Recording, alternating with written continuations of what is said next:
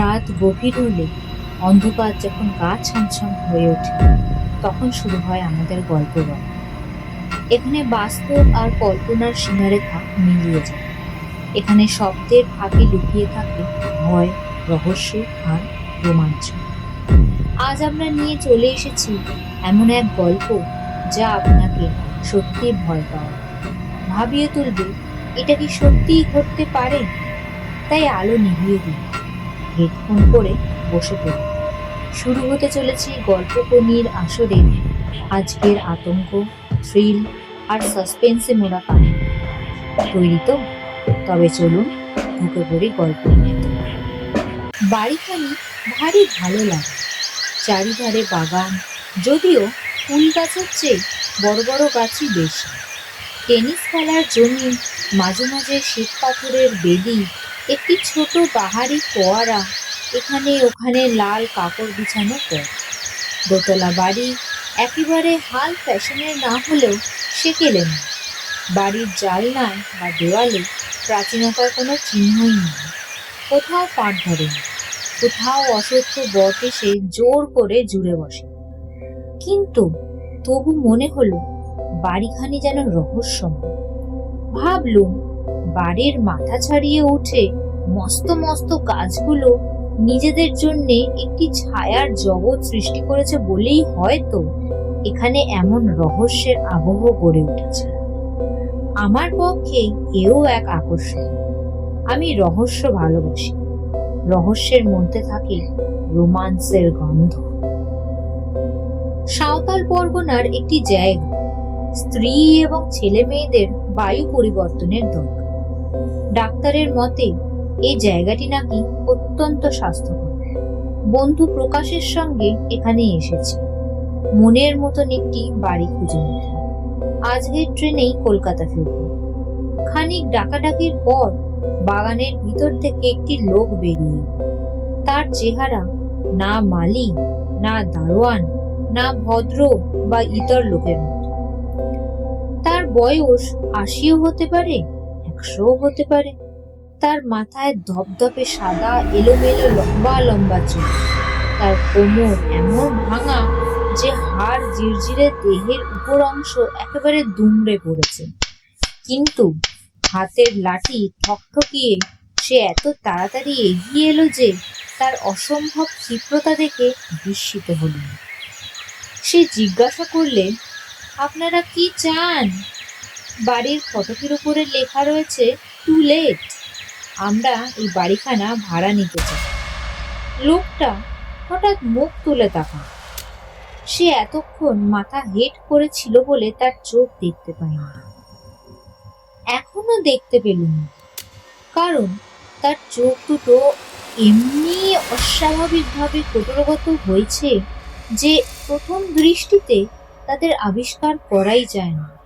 মনে হয় লোকটা বুঝি অন্ধ। কিন্তু তারপর লক্ষ্য করে দেখলুম ওই কোটরের ভিতর দিকে কি যেন চকচক করছে। দুই অন্ধকার গর্তের মধ্যে যেন দুই দীপশিখার ইঙ্গিত। লোকটা আবার মুখ নামিয়ে ফেলে থেমে থেমে বললে, ভাড়া নিতে চান? এই বাড়ি ভাড়া নিতে চান? বেশ, বাড়িখানা আমাদের পছন্দ হয়েছে। এই বাড়ির মালিক কে? বাড়ির এখনকার মালিক থাকেন বিলাতে। আগেকার মালিক কোথায় থাকেন কেউ জানেন। তাহলে ভাড়া দেব কাকে? আমাকে। কত ভাড়া? সেটা ঠিক করবেন আপনারা। রহস্যময় বাড়ি, রহস্যময় বৃদ্ধ, আর তার কথাগুলো কম রহস্যময় নয়। মনে হলো রহস্যের মাত্রা যেন ছাড়িয়ে যাচ্ছে। এতটা ভালো না। কি বলবো ভাবছি, হঠাৎ গায়ে পড়লো এক ফোঁটা জল। চমকে মুখ তুলে দেখি ইতিমধ্যেই আমাদের অজান্তেই আকাশে রয়েছে মেঘের সঞ্চার। বুড়ো বললে, বৃষ্টি আসছে, আপনারা একটু ভিতরে গিয়ে দাঁড়াবেন, চলুন। বুড়োর পিছনে পিছনে বাড়ির নিচের তলার বারান্দার তলায় গিয়ে দাঁড়াল। ঝমঝম করে বৃষ্টি নামে। প্রকাশ আমার দিকে ফিরে বলল, বৃষ্টিতে এখানে চুপচাপ দাঁড়িয়ে থেকে লাভ নেই, চল আগে বাড়ির উপরকার ঘরগুলো একবার দেখে আসি। বুড়োর দিকে ফিরে দেখি সে ঊর্ধ্বমুখী আকাশের দিকে তাকিয়ে আছে। আমি তাকে ডাকলুম, সে যেন শুনতেই পেল না। খানিক পরে হঠাৎ বললে, ঘড়িতে কটা বেজেছে? হাত ঘড়ির দিকে দৃষ্টিপাত করে বললুম, এখন 5:30।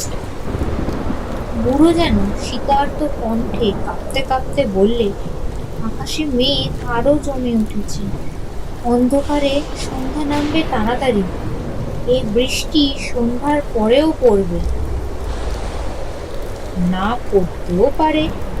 না না, এই বৃষ্টি এখন থামবে না, হয়তো আজ সারা রাত ধরেই পড়বে। আমি মেঘ দেখেই বুঝতে পারি। প্রকাশ বললে, কি সর্বনাশ! তাহলে আমরা স্টেশন যাবো কি করে? আজই তো আমাদের কলকাতায় ফেরবার কথা। বুড়ো ঘাড় নাড়তে নাড়তে বললে, এই বৃষ্টি আজ আর থামবে না, আজ আর থামবে না। পাহাড়ে নদী ফুলে উঠবে, মাঠ ভেসে যাবে, পথ ডুবে যাবে। পালাতে চান তো এক্ষুনি পালান। সন্ধ্যার পর রাত আসবে, ঝড় উঠবে, বন কাঁদবে, এ বৃষ্টি আজ আর থামবে না। এখনো সময় আছে, এখনই পালিয়ে যান। বুড়োর কথাবার্তার ধরন দেখে রাগ হল। বিরক্ত কণ্ঠে বললুম, হাতটা রাখো। শোনো, এ বাড়ি আজ থেকেই আমি ভাড়া নিচ্ছি। বৃষ্টি না থামে আজ আমরা এইখানেই রাত কাটাবো। কত টাকা দিতে হবে বলো।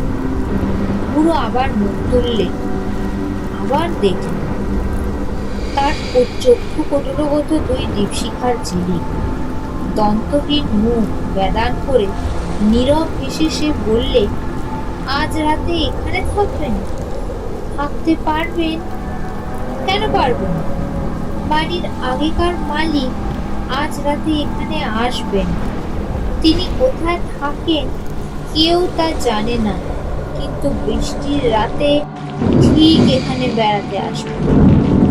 তাকে দেখলে মানুষ খুশি হয় না। দোতলার হল ঘর তার জন্যে খোলাই থাকে। এক বৃষ্টির রাতে ও ঘরে একটি কাণ্ড হয়েছে। কি হয়েছে? রক্তাক্ত কাণ্ড। সন্ধ্যার সময় মালিক ফিরে এলেন, তখন ঝোপ ঝোপ করে বৃষ্টি পড়ছে। হাতে তার বন্দুক, পরনে তার শিকারের পোশাক। তারপর, না না, সেসব কথা আপনাদের আর শুনে কাজ নেই। কিন্তু সেই দিক থেকে এ বাড়ি খালি, এ বাড়ি কেউ ভাড়া নিতে চায় না। আমি হোক হোক করে হেসে উঠলাম। তুমি কি আমাদের ছেলে মানুষ পেয়েছ যে যা তা বলে ভয় দেখাতে চাও? বেশ, তবে তোমরা থাকো, আমি চলবো, কিন্তু সাবধান সাবধান সাবধান। বলতে বলতে বুড়ো লাঠি ঠকঠকিয়ে অত্যন্ত ক্ষিপ্র পদে আবার বাগানে নেমে অদৃশ্য হয়ে গেল। প্রকাশ বললে, পাগল। আমি বললুম, পাগল নয়, পাজি। বুড়োর হয়তো ইচ্ছে না আর কেউ এ বাড়ি ভাড়া নেই, সে একলাই রাজত্ব করতে চায়। কিন্তু বাইরে যখন ভাড়াপত্র টাঙানো আছে, তখন আমাদের ভাবনা, চল একবার দোতলার ঘরগুলো দেখে আসি। দোতলার বারান্দায় উঠে দাঁড়ালাম। সেখান থেকে অনেক দূর পর্যন্ত দেখা যায়। আরো পুরু, আরো কালো হয়ে উঠেছে আকাশের মেঘ। আরো জোরে, আরো ঘন ধারায় পড়ছে বৃষ্টি। সন্ধ্যার আগেই দ্রুত নেমে আসছে সন্ধ্যার অন্ধকার। দূরের ছোট ছোট পাহাড়গুলো ক্রমেই ঝাপসা হয়ে যাচ্ছে। 2 কুল ভাসানো নদীর ছবি আঁকা জল থই থই করা প্রান্তরের মাঝে মাঝে বড় বড় গাছগুলো মাতাল হয়ে টলমল করছে ঝোড়ো বাতাসের দীর্ঘশ্বাসে। প্রকাশ বিষণ্ণ স্বরে বললে, বুড়োর একটা কথা কিন্তু ঠিক, আজ এইখানেই বন্দি হতে হবে। উপায় নেই, কিন্তু খাবে কি? আকাশের জল, শোবে কোথায়? পিছন ফিরে ওই হলঘরটা দেখো, ওর 3টেই দরজাই খোলা। এখনো যেটুকু আলো আছে তাইতেই দেখা যাচ্ছে ঘরের ভিতরে রয়েছে বড় বড় সোফা, কোচ আর চেয়ার। দেওয়ালের গায়ে রয়েছে সোনালী ফ্রেমে বাঁধানো মস্ত মস্ত ছবি আর আয়না। মেঝের উপরে কার্পেট করা। আশ্চর্য, এই এমন সাজানো বাড়ি খালি পড়ে আছে। প্রকাশ সন্দেহ ভরা কণ্ঠে বললে, তবে কি বুড়োর কথা মিথ্যে নয়? এখানে কি ভূতের বাড়ি? হেঁটেছ?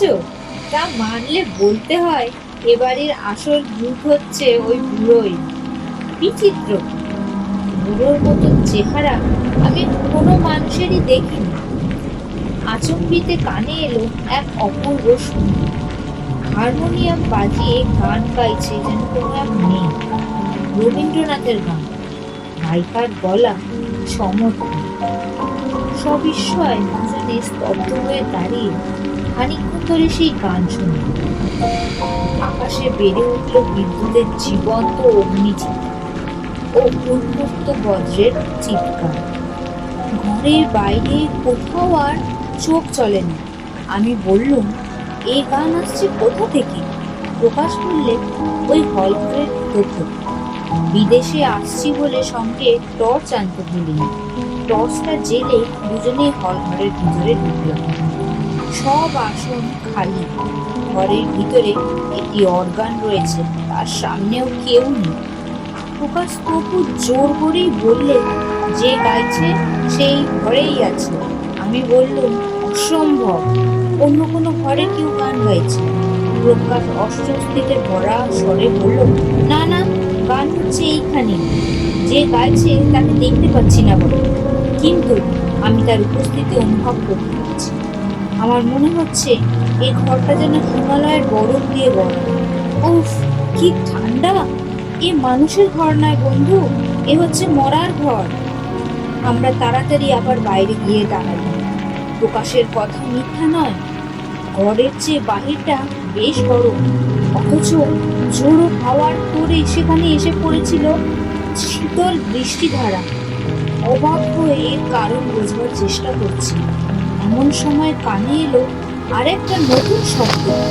গট গট করে ভারী জুতোর আওয়াজ হচ্ছে। প্রকাশ বিস্মিত স্বরে বললে, সিঁড়ি দিয়ে কে উপরে উঠছে? এ বুড়োর পায়ের শব্দ নয়? আমি বললুম, বুড়ো মিথ্যে কথা বলেছে। এ বাড়ি নিশ্চয়ই খালি নয়।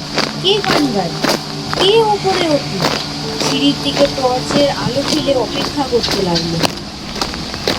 সিঁড়ির ধাপগুলো শোভিত করে উপরের বারান্দায় এসে স্থির হয়ে রইল একজন শিকারী ভূত, যা পড়লে লোকের হাঁটু পর্যন্ত ঢাকা পড়ে। নিজের চোখকেও বিশ্বাস করতে পারল না। মানুষ নেই, অথচ একজোড়া শিকারী ভূত উপরে এসে উঠল জ্যান্ত জীবের মতো। মন বললে, এই দৃশ্যমান ভূত পড়ে আছে কোনো অদৃশ্য দেহ, এবং বারান্দায় হঠাৎ আজ দুই অনাহত অতিথি দেখে সে থমকে দাঁড়িয়ে পড়েছে সবিস্ময়ে। প্রকাশ অস্ফুট স্বরে বললে, শিকারী ভূত। বুড়ো বলেছিল বৃষ্টির রাতে বাড়ির মালিক এসেছিল শিকারীর পোশাক পরে। আমি উত্তর দেবার আগেই বুড় জুতো জোড়া যেন কোনো বেজায় ভারী দেহের চাপ নিয়ে আবার গড়গড় শব্দে মাটি কাঁপিয়ে অগ্রসর হতে লাগলো আমাদের দিকেই। আমরা মহা আতঙ্কে পিছু করতে লাগলো পায়ে পায়ে। আমাদের দৃষ্টি স্তম্ভিত, হৃৎপিণ্ড করছে ধরফর ধরফর। হল ঘরের তৃতীয় দরজার কাছে এসে বুট জুতো জোড়া আবার থেমে পড়ল ক্ষণিকের জন্য, কিন্তু তারপরেই সবেগে প্রকাশ করলো ঘরের ভিতরে। গানের স্বর থেমে গেল। সঙ্গে সঙ্গে শুনলাম বুড়ুম করে বন্দুকের শব্দ ও তীব্র এক আর্তনাদ। আমরা পাগলের মতো দৌড়ে এক এক লাফে সিঁড়ির ৩-৪টে করে ধাপ পেরিয়ে নিচে নেমেই দেখি সেখানে নিশ্চল হয়ে দাঁড়িয়ে আছে সে অদ্ভুত বুড়োর ভাঙা দুমড়ে পড়া মূর্তি। সে একবার মুখ তুলে আমাদের কানে তাকালে টর্চের আলোতে তার চক্ষু কোটরের খুব ভিতরে জ্বলে উঠল দুটো আগুনের কণা। খিলখিল করে হেসে বুড়ো খনখনে গলায় বলে উঠল, মালিকের সঙ্গে দেখা হলো? মালিকের সঙ্গে দেখা হলো? মালিক কি বললে? বাড়ি ভাড়া নেবে নাকি? দৌড়াতে দৌড়াতে বাগান পার হয়ে যখন বাইরে এসে পড়লাম, তখনও সেই ভয়াবহ বুড়োর অপার্থিব হাসির শব্দ থামেনি।